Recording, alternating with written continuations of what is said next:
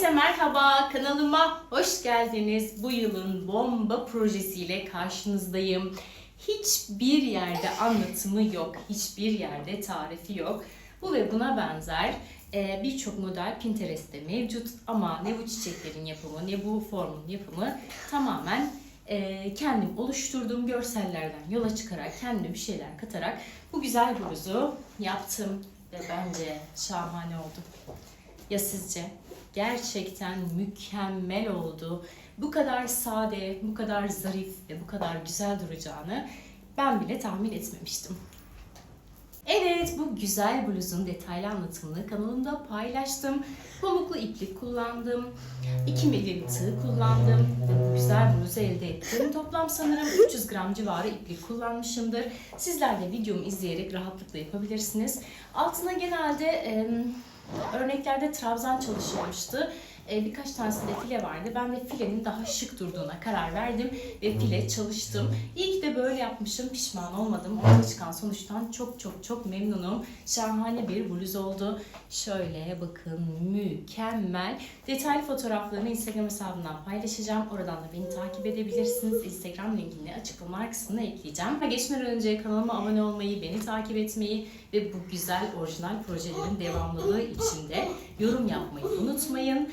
Yeni videolarımdan hemen haberdar olabilmek için de mutlaka bildirim zilini tıklamayı unutmuyoruz. O zaman keyifli seyirler.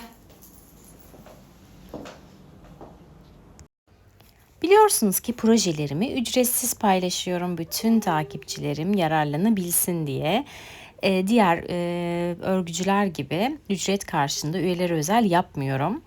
Bunun karşılığında da içinizden gelirse eğer bu şekilde video adımlarını takip ederek bana küçük bir jest yapabilirsiniz. Bu tamamen sizin kendinize kalmış. Küçük bir hatırlatma yapmak istedim sadece. Evet, modelim için bu şekilde sarma bir ipliğim var. Geçen yıl almıştım. Pembe pamuklu güzel bir iplik. Uzun yapımına geçiyoruz. Zincir çekerek başlıyoruz. Şu anda 90 tane zincir çektim. Bunu 100'e tamamlayacağım. Şöyle bakın. Neden 100'e tamamlayacağım? Normalde bu aslında omzumdan tuttuğumda benim bedenimin ölçüsü. Ama file yapacağımız için ve ilk sırada batacağımız için ara kısımlara birazcık daralma olacak. O yüzden de 100 zincire tamamlıyorum.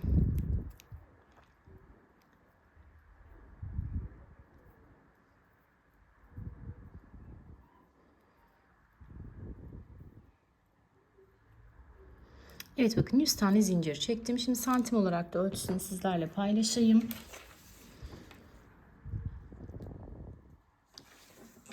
Şöyle esnetmeden tutuyorum. Hatta şunu düz koyalım. Bunu da üzerinden şöyle tutalım. Evet tam olarak 45 santim uzunluğunda zincirimi çektim. Şimdi modelime geçiyorum. Bu arada salata yaparken böyle tırnağımı böyle kestim tam aradan. O yüzden arasına ip kaçıyor ve çok acıyor. Bu şekilde bantlıyorum. Çünkü sürekli değiştirmekten artık yara bandı kalmıyor. Her seferinde sürekli yeniliyorum. Evet şimdi en son 100 tane zincir çekmiştik. Şimdi bakın 1, 2 tane atlıyorum. Üçüncüsüne giriyorum ve bir tane sık iğne yapıyorum. Şöyle bir sık iğne yapıyorum. Ardından 3 tane zincir çekiyorum. 2 tane atlıyorum. Üçüncüsüne giriyorum ve sık iğne yapıyorum. 2 zincir, 3 zincire tamamladım. 1, 2, üçüncüsüne giriyorum. Sık iğne yapıyorum. 3 zincir çekiyorum. 1, 2, üçüncüsüne giriyorum. Ve sık iğne yapıyorum. Bakın bu şekilde filelerimizi oluşturuyoruz. 3 zincir, 2 zincir atla, üçüncüsüne gir ve sık iğne yap.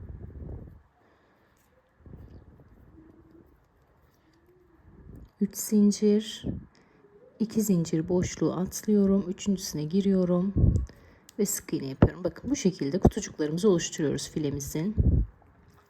3 zincir, 2 boşluk atlıyorum. 3'ün üstüne giriyorum. Sık iğne yapıyorum. 3 zincir, 2 boşluk atlıyorum. 3'ün üstüne giriyorum ve sık iğne yapıyorum.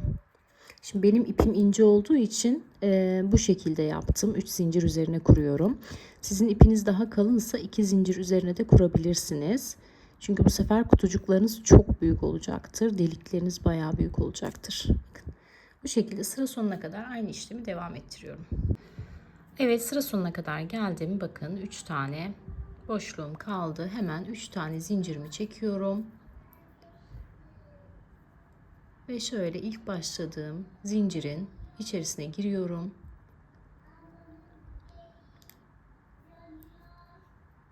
Ve sabitliyorum.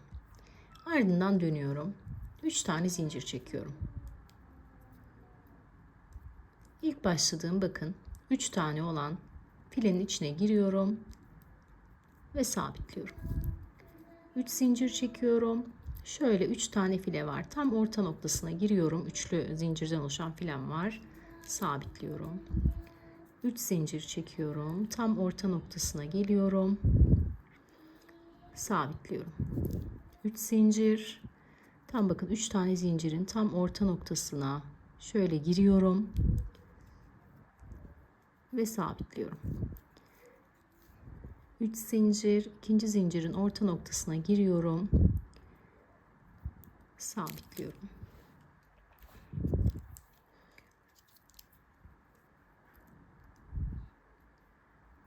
Üç zincir çekiyorum. İkincisinin tam şöyle bakın orta noktasından giriyorum, sabitliyorum. Filelerimizi bu şekilde oluşturacağız.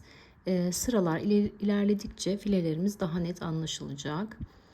Bir kez daha göstereyim. Bakın 3 zincir çektim. Tam orta noktasına girdim ve sabitledim. Şimdi sıra sonuna kadar aynı işlemi tekrarlayalım. Evet, geldim sıra sonuna. Şimdi burayı dikkatli izlemenizi öneririm. 3 tane zincir çekiyorum.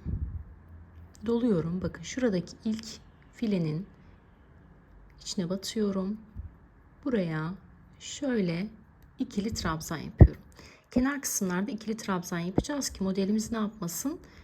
Genişlemesin, düz bir şekilde devam etsin. Şimdi 3 zincir çekiyorum ve yine bir sonraki üçlünün tam orta noktasına batıp sabitliyorum. Yani böyle kenardan düz bir geçiş olacak yukarıya doğru.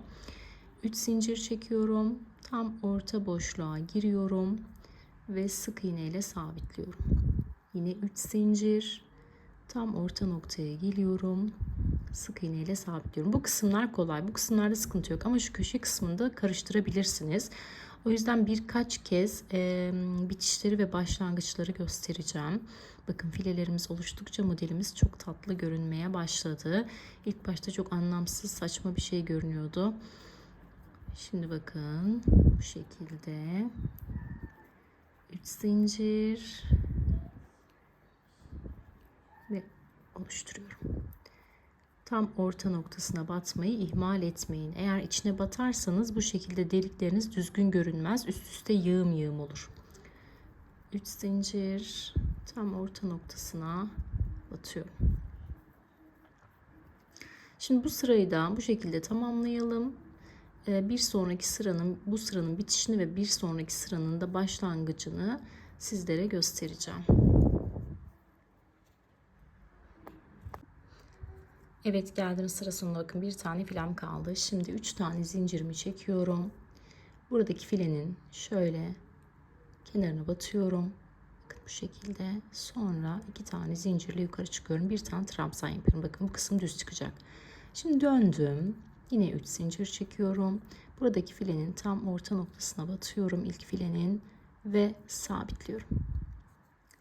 Yine 3 zincir ve modelim aynı şekilde, aynı ritimde devam ediyor.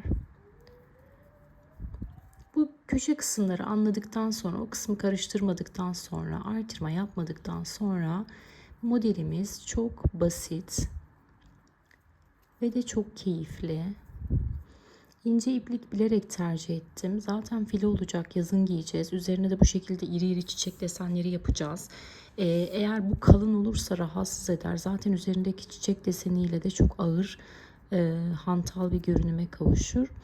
O yüzden de böyle ince zarif bir filenin üzerine yapmayı düşündüm. Bakalım inşallah ak bir şekilde yüzümüz çıkarız bu işin içinden.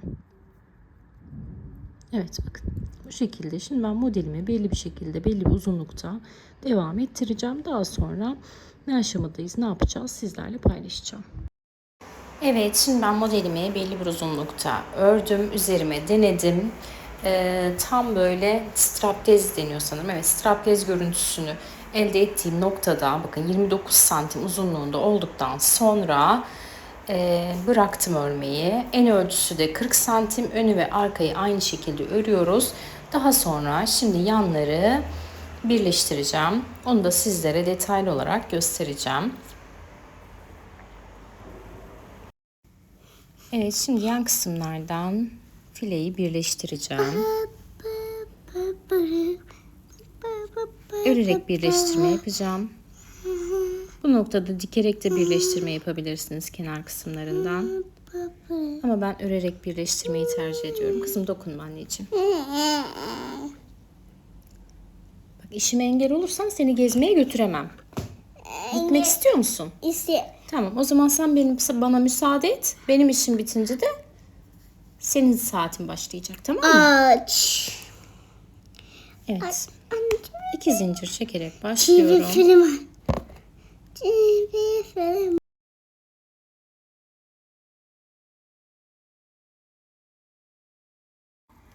Evet, 2 zincir çektikten sonra bir sol tarafa batıp sabitledim. Bakın şimdi yine 2 zincir çekiyorum. Bu kez de karşılığına gelen tarafa, sağ tarafa girip sabitliyorum. Bu şekilde 2 zincir çekip bir sağa bir sola sabitleyerek birleştirmemizi yapıyoruz.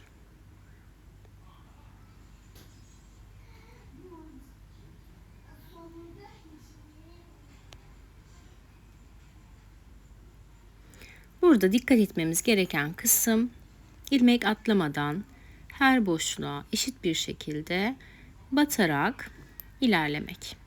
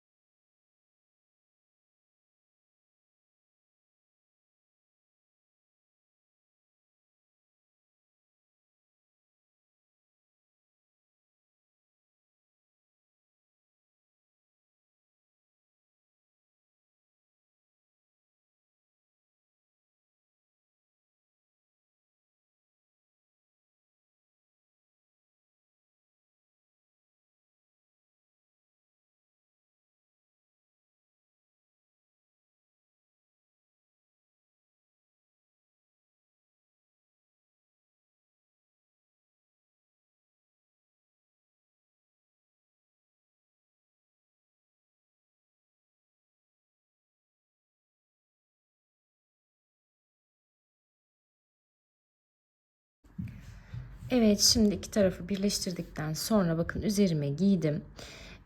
Ve şöyle yakada çapraz bir şekilde geçiş yapacağımız için daha kısa bir mesafe boşluk bıraktım. Bir kısmını daha geniş bir mesafe boşluk bıraktım. Onun hemen şöyle santim olarak ölçüsünü vereyim. Şimdi bakın şu boşluk bıraktığımız bakın 18 santim bir tarafta var. Diğer kısımda da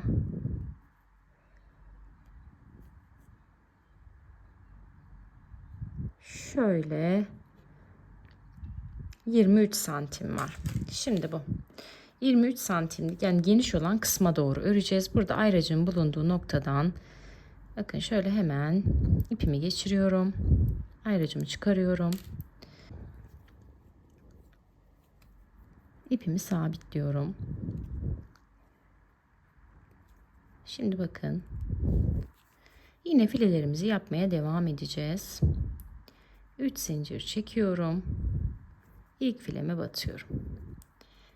3 zincir çekiyorum. İkinci filem. Bu şekilde şu koltuk altı mesafesine kadar, dikiş yaptığım kısma kadar, yani birleştirme yaptığım kısma kadar filelerimi yaparak gidiyorum.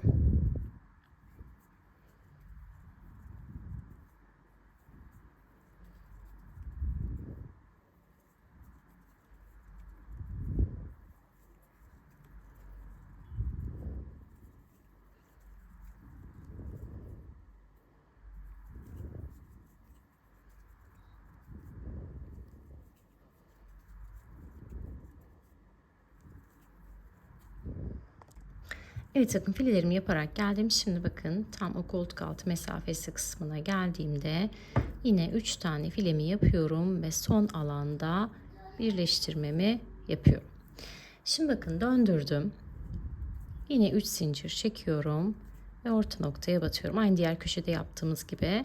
Şimdi döndüğüm zaman yine aynı şekilde fileleri doldurarak geliyorum. Şuradaki bakın son fileye batmayacağım. Bir önceki fileye batacağım. Bu şekilde bir tane fileden ne yapmış olacağız? Kesme yapmış olacağız. Şimdi ben 3 zincir ve filelerimi oluşturarak sıra sonuna ilerliyorum.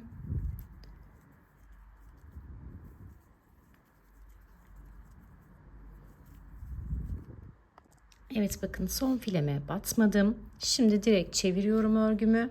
Yani bakın başlangıç noktamız burasıydı ya. Burada ne yaptık? Bir tane fileyi atladık. O yüzden kesme yapmış olduk. Şimdi 3 zincir çekiyorum. Sıradaki filenin şöyle orta noktasına batıyorum ve bu şekilde devam ediyorum. Şimdi sıra sonuna kadar yine filelerimi dolduruyorum. Burada sonda da bir tane kesme yapacağım.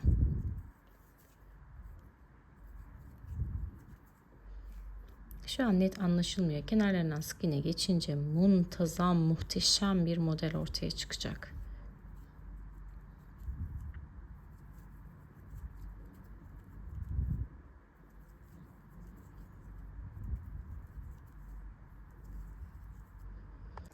Şimdi bakın kol altında sıra sonuna geldim. Son fileye batmıyorum. Hemen örgümü çeviriyorum. 3 zincir çekiyorum ve ilk fileme batarak devam ediyorum. Şimdi arka kısımda da şu son fileye kadar hepsini dolduracağım. Son fileye batmayacağım. Bu şekilde filelerimizi yukarı doğru küçülteceğiz. Daraltacağız. Evet, bakın sıra sonuna geldim. Şu ilk yaptığım file, ona batmıyorum. Bir öncekine batıyorum. Kapatıyorum ve şimdi örgümü çeviriyorum. Bakın yukarı doğru ne yaptık? Şurası düz geliyor. Bakın şuraya kesme yapmaya başladığımız nokta yukarı doğru eğimli bir şekilde devam ediyoruz. Şimdi ben belli bir mesafede bu işlemi devam ettireceğim. Ve bu şekilde o güzel görüntüyü elde edeceğiz, yaka görüntüsünü. Şimdi ben modelimi devam ettireyim. Daha sonra ne kadar kesme yaptım, gidişat nedir sizlere bilgi vereceğim.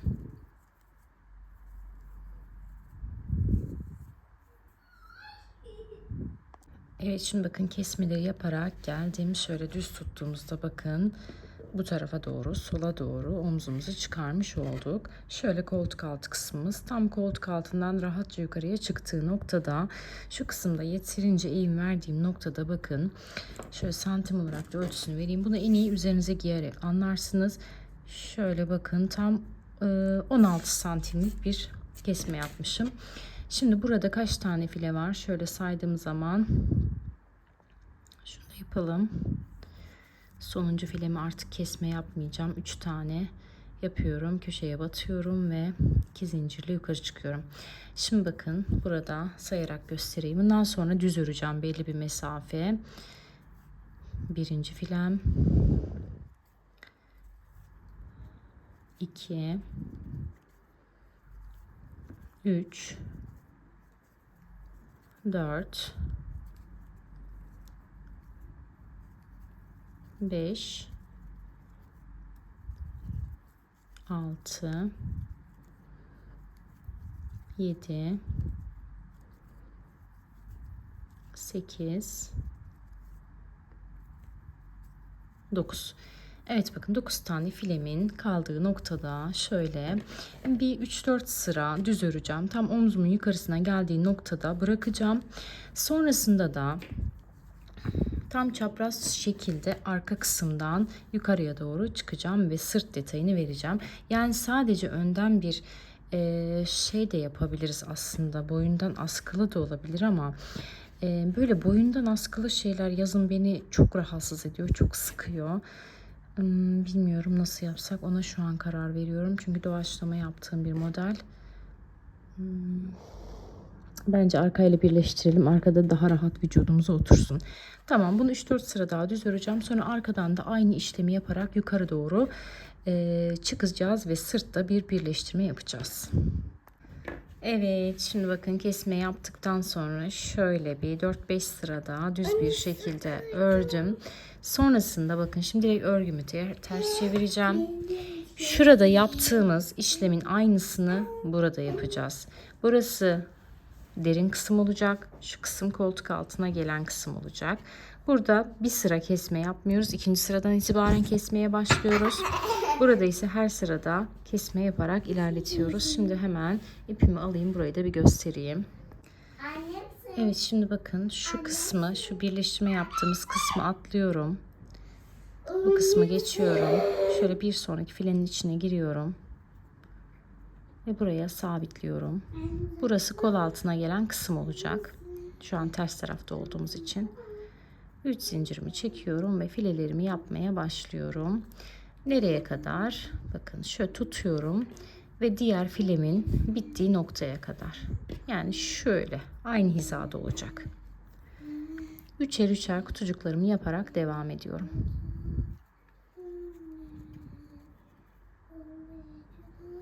Yani 3 zincirle kutucuklarımı yaparak devam ediyorum.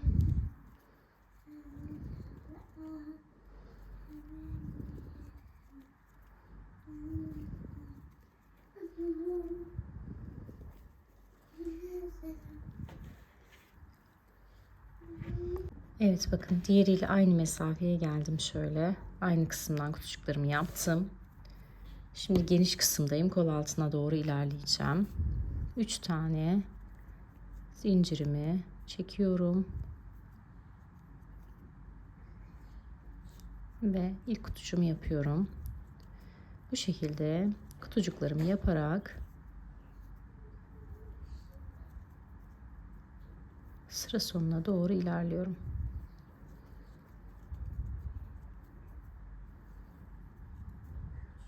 Evet, şimdi bakın kol altı kısmına geldim. 3 zincir çekiyorum. Burada şöyle filenin dış tarafına batıyorum ve trabzan yapıyorum. Burada şimdi kesme yapmadım. Şimdi dönüyorum. Yine burada kesme yapmayacağım. Bundan sonraki sıralarda kesme yaparak ilk fileyi atlayarak devam edeceğim.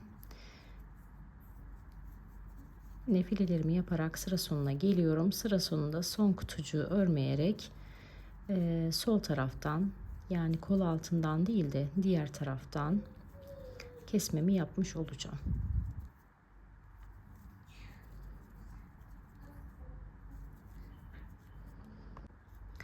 Evet, geldim bakın sıra sonuna. Son filemi de yapıyorum. En son fileye batmayarak dönüyorum ve bir kez bu şekilde kesme yapmış oldum. Şimdi bu şekilde aynı diğer tarafta yaptığımız işlemleri yaparak arkayla önü birebir yapıp yukarıdan birleştirme yapacağım.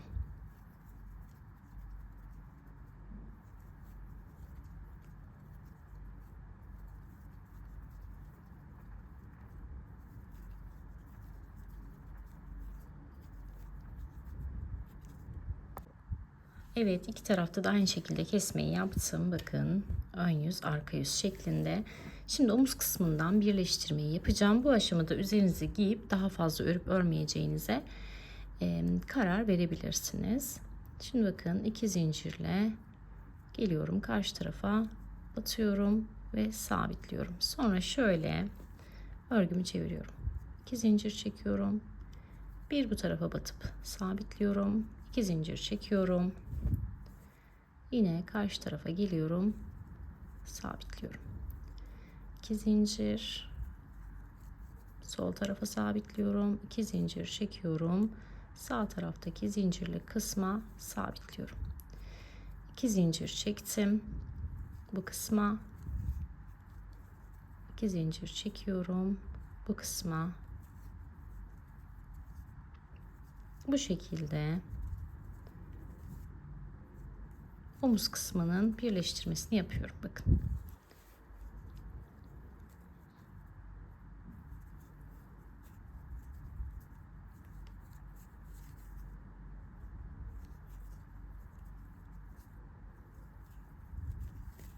Şöyle baktığımız zaman bakın filelerimiz aynı şekilde görünüyor.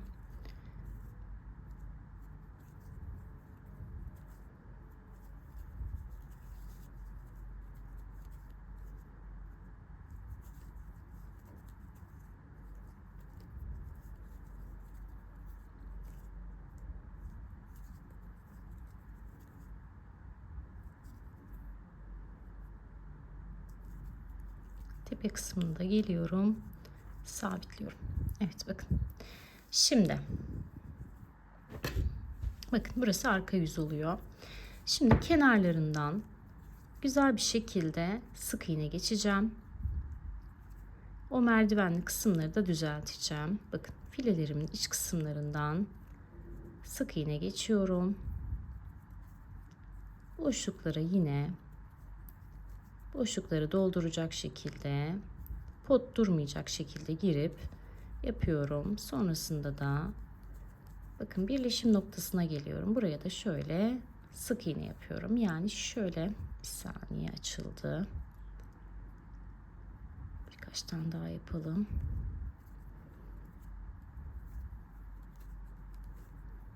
Evet, şöyle gösterelim. Bakın kenarlarımız bu şekilde olacak. Şu birleşim noktasına batıyorum. Ara boşluklara batıyorum. Dediğim gibi gözüme hoş görünecek şekilde batarak tırtıklı kısma kadar ilerliyorum.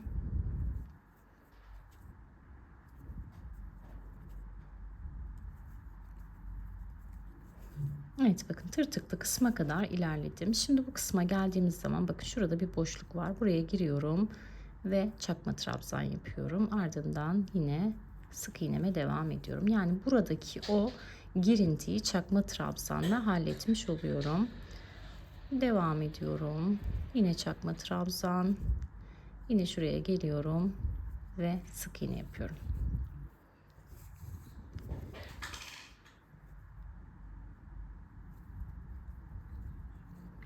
Burası kesme yaptığımız kısımlar. O tek omuz oyuntusunu verdiğimiz kısımlar.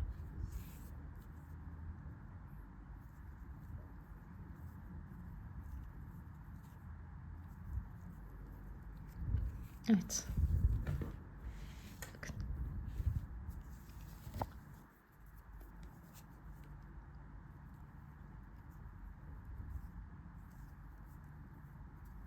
Bu kısım biraz daha gözüme yüksek göründü. Trabzan yaptım. Sık iğne yaptım. Şuraya da bir sık iğne yapalım. Bakın. Şimdi geldik düz kısma. Burası yakaya uzanan kısım. Burası düz kısım. Bu kısımlara şöyle sık iğne yaparak ilerliyorum. Elimi biraz sıkı tutuyorum bu aşamada. Çünkü ben üzerime denedim. Bir tık bol geldi. Daha oturan, toparlayan bir durum olsun istediğim için. Bakın buralarda ben elimi sıkı tutuyorum. Siz modelinizin bolluğuna, darlığına göre bunu ayarlayabilirsiniz. Bakın bu şekilde. Şimdi şöyle devam edeceğim. Koltuk altından diğer kesme noktasına kadar aynı şekilde devam edeceğim. Diğer kesme noktasında yine beraber yapalım. Evet, sık iğnelerimi yaparak yine verev noktasına geldim. Bakın burada ilk kesmenin yapıldığı nokta. Buraya hemen şöyle bir çakma trabzan yapıyorum. Ardından sık iğne yapıyorum. Sonra geliyorum, yine bakın verevli bir yer var. Buraya hemen bir çakma trabzan. Sonrasında yine devamında bir çakma trabzan. Sonrasında sık iğne yapıyorum. Yani burada şöyle düzgün bir geçiş sağlayacağız. Devam ediyorum. Yine çakma trabzan. çakma trabzan. Şunun dibine de bir çakma trabzan yapalım. Sonrasında sık iğne. Evet, bu şekilde başladığım noktaya kadar geleceğim. Şu tırtıklı kısımları da aynı şekilde kapatacağım. Ardından da şu alt kısmını da güzel bir sık iğne ile sıkılaştırıp bir bütünlük sağlayacağım. Sonrasında çiçeklerle devam edeceğiz. Evet, bedenin kenarlarından da sık iğne geçtikten sonra hazır. Şimdi çiçeklerimize geçiyoruz. Çiçeklerimizde bakın şöyle büyük boyut çalıştım. Şöyle daha küçük boyut çalıştım. Şimdi hem büyük boyutun hem de küçük boyutun nasıl yapıldığını göstereceğim. Bakın, küçük boyut üzerinden örnek vereceğim. Zaten sadece başlangıç sık iğnemiz, başlangıç zincirimiz değişiyor. Onun dışında aynı şekilde ilerliyor. Evet, çiçeğimizin boyutu tamamen çektiğimiz zincirle alakalı. Şimdi ben küçük boy için 13 tane zincir çekiyorum.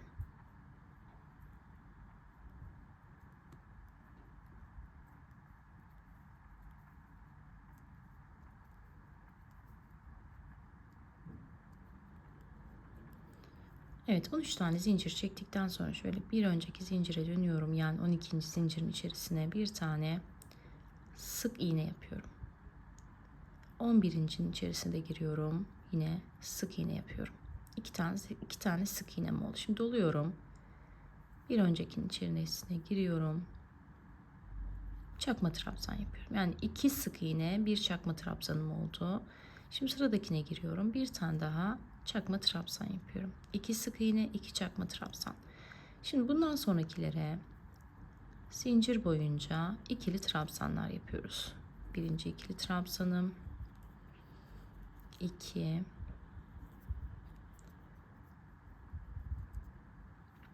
3, 4, 5, 6 ve 7. Bakın 7 tane trabzanımı yaptım. Şimdi geldim sonuncuya. Sonuncuya giriyorum. Bunun içerisine de 6 tane köşe dönüş olduğu için trabzan yapıyorum. 2, 3, 4, 5 ve 6. Evet, bakın döndük köşeyi. Şimdi bu karşına gelen noktalara yine ikili trabzanların karşısına ikili trabzan yapıyorum.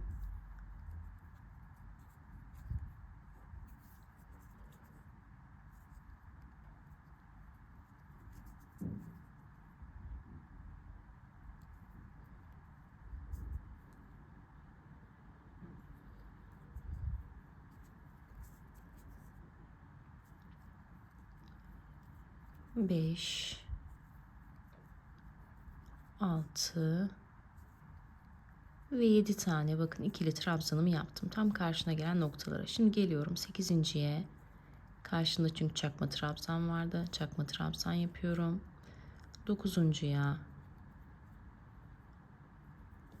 çakma trabzan yapıyorum. Kalan 2 tane sık iğnenin karşılığına da yine 2 tane sık iğne yapıyorum. Evet, bakın bu şekilde başlangıcımızı yapmış olduk. Şimdi geliyorum ilk başladığım sık iğneye batıyorum, kaydırıyorum. Bir zincir çekiyorum ve yine 1, 2 tane sık iğne yaptım. Sıradakine de yine sık iğne yapıyorum. 3 tane sık iğne. Burası sıra başlangıcımız. Burayı isterseniz ayraç takabilirsiniz. Şimdi sıradakine 1, sıradakine 2, sıradakine 3. 3 tane bakın çakma trabzan yaptım. Şimdi doluyorum. Sıradaki direkt boşluğa giriyorum ve buraya bir tane ikili trabzan yapıyorum.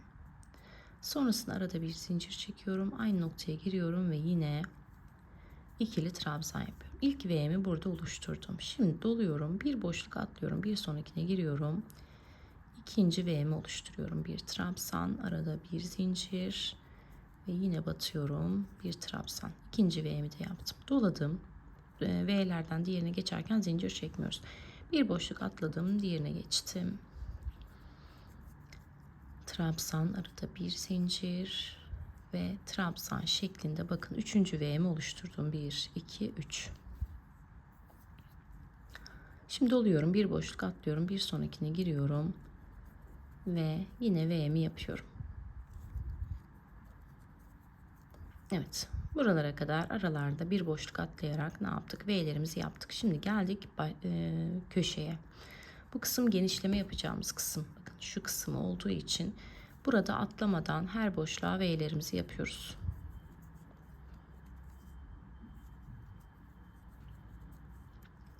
Bir sonrakine giriyorum. Tam tepe nokta. Bu noktaya bakın. İlk V'mi yapıyorum. Sonra bu kısım tepe olduğu için daha geniş durması lazım. Bir zincir çekiyorum ve aynı noktaya bir tane daha V yapıyorum. Yani burada ne yapmış olduk aslında? V'lerimizi çiftlemiş olduk.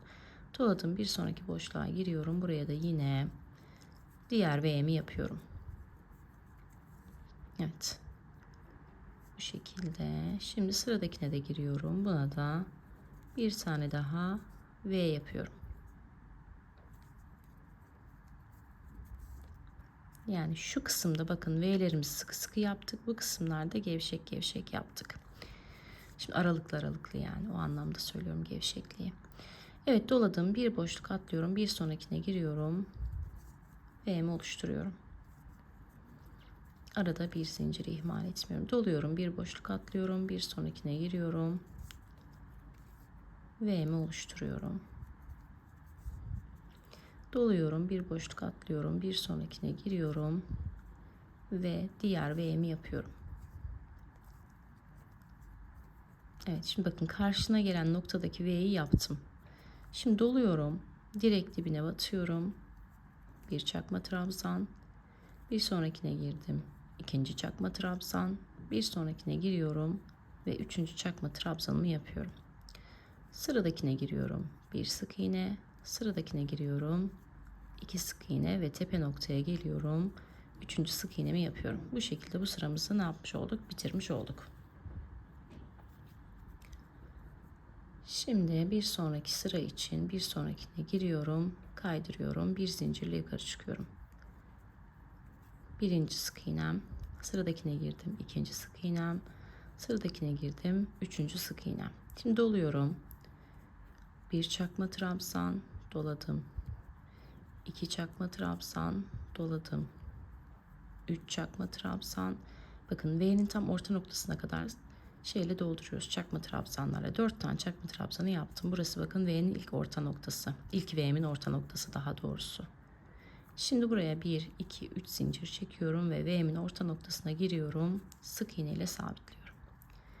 3 zincir çekiyorum. Bakın bir sonraki V'nin tam orta noktasına giriyorum. Ve sık iğne ile sabitliyorum. Yine 3 zincir, bir sonraki V'nin orta noktasına giriyorum. Sık iğne ile sabitliyorum. Bu şekilde bakın 3 zincir çekiyoruz ve V'lerin bir zincirlik kısımlarına batıyoruz ve sık iğne ile sabitliyoruz.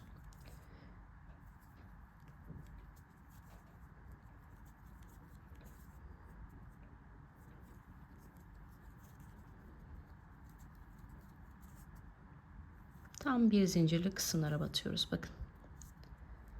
Yine 3 zincir çekiyorum. Sıradaki V'min orta noktasına batıyorum.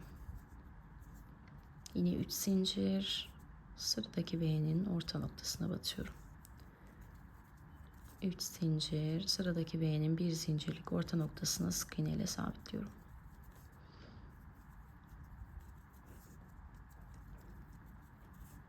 Sıradaki V'nin orta noktasını sık iğne ile sabitledim. Bakın bütün V'lerimin üzerine bu şekilde 3 zincirle doldurdum. Şimdi geldim yine kök kısmına. Buraya karşı tarafta yaptığımız gibi 1,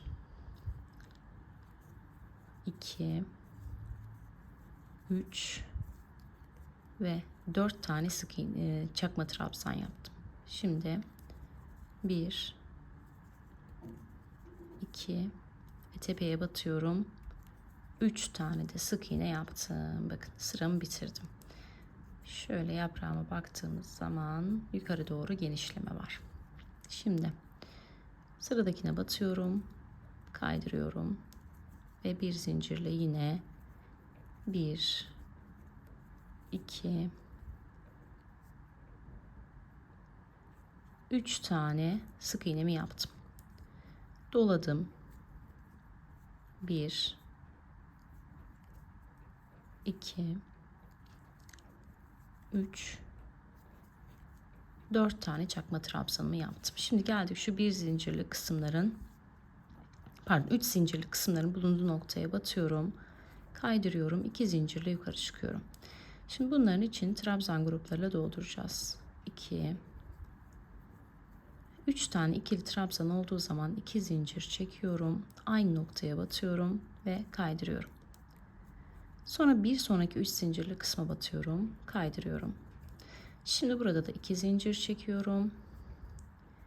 Bir tane ikili trabzan. Toplam 3 tane şöyle ikili trabzan olunca 2 zincir çekip dibine batıp kaydırıyorum. Bir sonraki boşluğa giriyorum ve yine aynı işlemi tekrarlıyorum. Bakın 2 zincirle yukarı çıkıyoruz. Bunu bir trabzan kabul ediyoruz.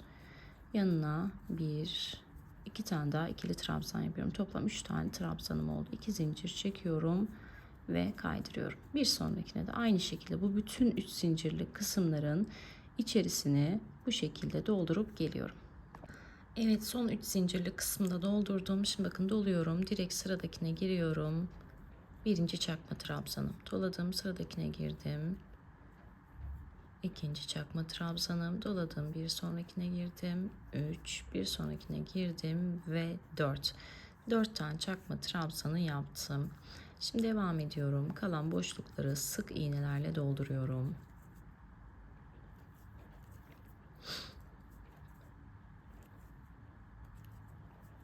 Tam tepe noktaya geldiğim zaman şöyle bir sivrilik olsun diye 1, 2, 3 tane sık iğne yapıyorum. Bir sonrakine giriyorum, kaydırıyorum ve sabitliyorum. Bu şekilde yaprağımı hazırlamış oluyorum. Evet, şimdi yapraklarımızın hepsini aynı şekilde hazırlıyoruz. Ben çiçeklerimi 5 yapraklı yaptım. Sizler 6 yapraklı da yapabilirsiniz. Boyutları da buradaki zincirin, çektiğimiz zincire göre değişiyor. Aynı mantıkla ilerliyor. Bakın bu şekilde 5 tane yaprağımı hazırlıyorum. Ardından da şu orta noktasındaki detayı yapıp birleştireceğiz. Şimdi orta noktasındaki detayı hemen göstereyim. Evet, sihirli halka yaparak başlıyorum. Önce minik bir çiçek yapacağız. 2 zincirle yukarı çıktım. Doladım. İkili trabzan yapıyorum. 2 tane trabzanım oldu. Doluyorum. Aynı noktaya giriyorum. 3. Aynı noktaya giriyorum. 4. 4 tane ikili trabzanım olduktan sonra 2 tane zincirimi çekiyorum ve orta noktaya sabitliyorum. Şimdi yine 2 zincirle yukarı çıkıyorum. 2, 3, 4 tane olduktan sonra 2 zincir çekiyorum ve halkamın içerisine giriyorum. Kaydırarak sabitliyorum. Şimdi üçüncüsü için 2 zincir çekiyorum ve aynı işlemi yapıyorum. İkili trabzan 2 tane oldu. 3, 4. Arada 2 zincir çekiyorum ve orta noktaya sabitliyorum. Bu şekilde toplamda kaç yaprak yapmışız bakalım. 5 tane yaprak yapıyoruz.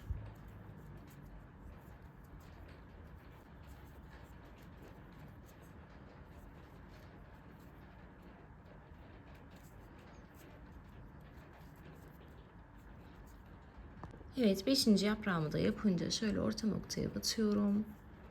Kaydırıyorum ve sabitliyorum. Ardından da ipimi kesiyorum. Şimdi şöyle bakın, tam sihirli halkamın ipini iyice sıkarak çiçeğime şöyle bir büzgülü görüntü veriyorum. Evet, bir tane böyle minik çiçek yapıyoruz. Bir de bunun büyük boyunu yapıyoruz. Onu da hemen göstereyim.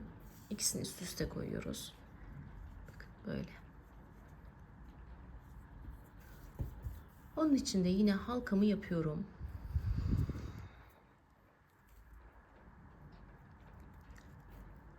Dört tane zincirle yukarı çıkıyorum. 3 kez doluyorum. Orta noktaya batıyorum. Dörtlü trabzan yapıyorum. 1, 2, 3 ve 4. Tekrar 1, 2, 3 kez doluyorum. Orta noktaya batıyorum. 1, 2, 3 ve 4. Bu şekilde 4 tane trabzan yapıyorum yan yana ilk zincirimle birlikte. Şimdi 4 tane olduktan sonra 4 tane zincir çekiyorum ve orta noktaya batıyorum. Kaydırıyorum. Burada da yapraklarımız daha büyük oluyor, yani amaç bu. Yine 1, 2, 3, 4 tane zincir çekiyorum. 3 kez doluyorum. Ve yine 1, 2, 3, dörtlü trabzan yapıyorum. Yine 3 kez doladım. Dörtlü trabzan. Yine 3 kez doladım. 1, 2, 3 ve 4. Toplam 4 tane trabzanım olunca da 4 tane zincir çekiyorum ve orta noktaya batıp kaydırıp sabitliyorum. Şimdi bu şekilde 5 tane çiçeğimizi yapalım. Evet, 5 tane yaprağımızı bu şekilde hazırladıktan sonra şöyle arka kısımdan iyice sıkıştırıyoruz ve böyle büzgülü bir form veriyoruz. Küçük olanı da aynı şekilde iç içe koyup şimdi şöyle gösterelim. Küçük olanın şöyle iplerini büyük olanın tam orta noktasından geçiriyorum. Bu şekilde.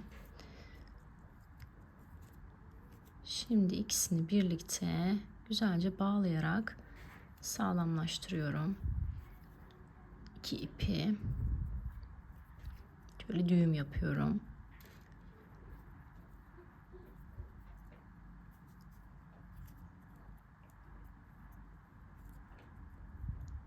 Evet, orta kısmımız bu şekilde hazır. Zaten şöyle büzgülü duracak. Şimdi yapraklarımı alıyorum ve bunları şöyle dikerek birleştireceğim. Bakın.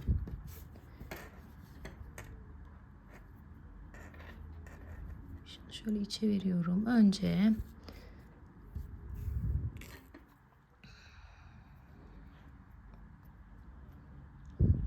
evet, şöyle dikmeye başlıyorum. Önce şu kısımları dikiyoruz. Yani şu yaprakların olduğu kısımları dikmiyoruz. Sadece bu düz olan kısımları dikerek birleştiriyoruz.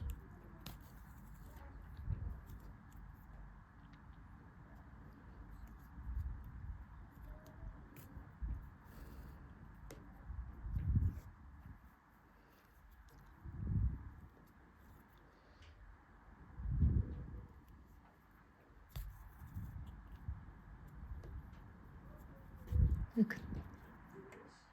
Bu şekilde.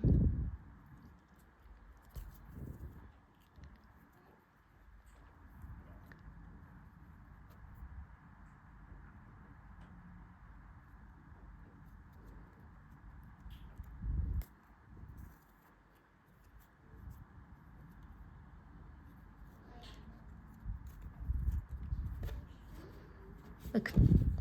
Böyle bir görüntümüz olacak.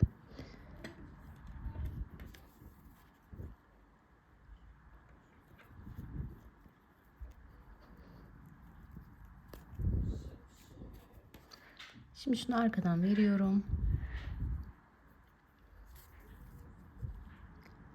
Şöyle bir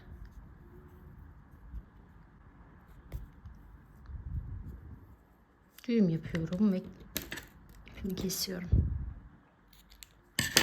Evet bakın 2 yaprağı bu şekilde birleştirdik. Şimdi 3. yaprağı koyuyoruz. Buradan dikiyoruz. 4.'yü koyuyoruz. Buradan dikiyoruz. 5.'yi koyuyoruz. Şu 2 yandan dikiyoruz. Şimdi bu şekilde hepsini dikip geliyorum. Evet bakın bütün parçaları bu şekilde diktikten sonra Anne. şunu Anne. efendim canım.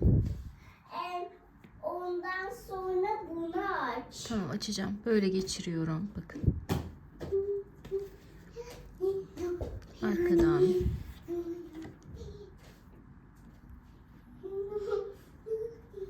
Şöyle sabitliyorum.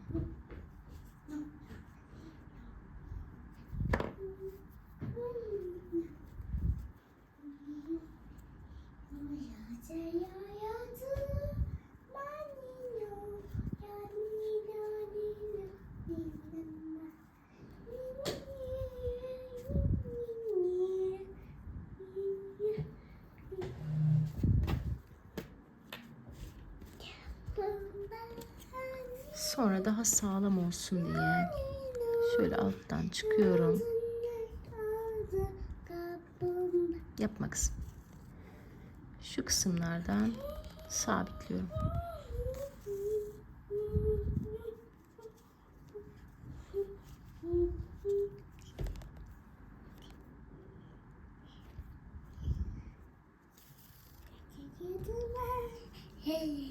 Kızım komik değil bak. Komik değil. Yaptığın şu an hiç eğlenceli de değil, komik de değil. Komik. Hayır, ben şu an bak emek veriyorum, video çekiyorum.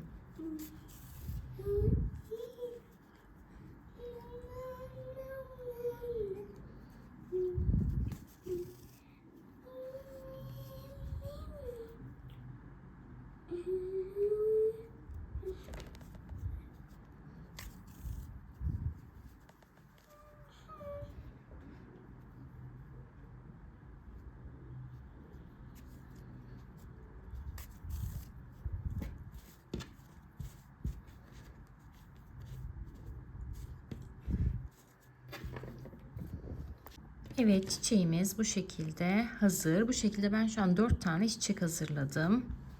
Evet, şimdi şöyle düz bir zemin üzerine koyuyorum ve çiçekleri göz kararı yerleştiriyorum. Bunları hoşuma gidecek şekilde dikeceğim filenin üzerine. Şöyle bakın, şu anda bende bir tane büyük, onun bir tık küçüğü, 2 tane de küçük boy çiçeğim var.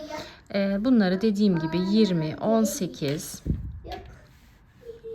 13, 15 zincir üzerine kurabilirsiniz. Mantık aynı şekilde ilerliyor. Önemli olan yaprakların aynı boyutta olması ve sık iğne ile başlayıp çakma trabzan, daha sonra da modele geçmek. Şimdi bu şekilde ben filenin üzerine dikeceğim, bunları güzelce yerleştireceğim düz bir zemin üzerinde. Sonra bakalım ne durumdayız. Evet, şöyle çiçekleri de diktikten sonra son halini görüyorsunuz. Gerçekten şahane bir bluz oldu. Ben çok beğendim. Hatta bu çiçeklerin falan formunu değiştirerek veya da bluzun şöyle bir formunu değiştirerek farklı versiyonlarda çalışmayı planlıyorum. Sizler nasıl buldunuz? Eğer buraya kadar beni izlediyseniz kanalıma abone olmayı, videomu beğenmeyi ve daha çok takipçiye ulaşması için yorum yapmayı unutmayın. Farklı yine orijinal harika projelerle karşınızda olacağım. O zamana kadar örgüyle kalın, hoşça kalın.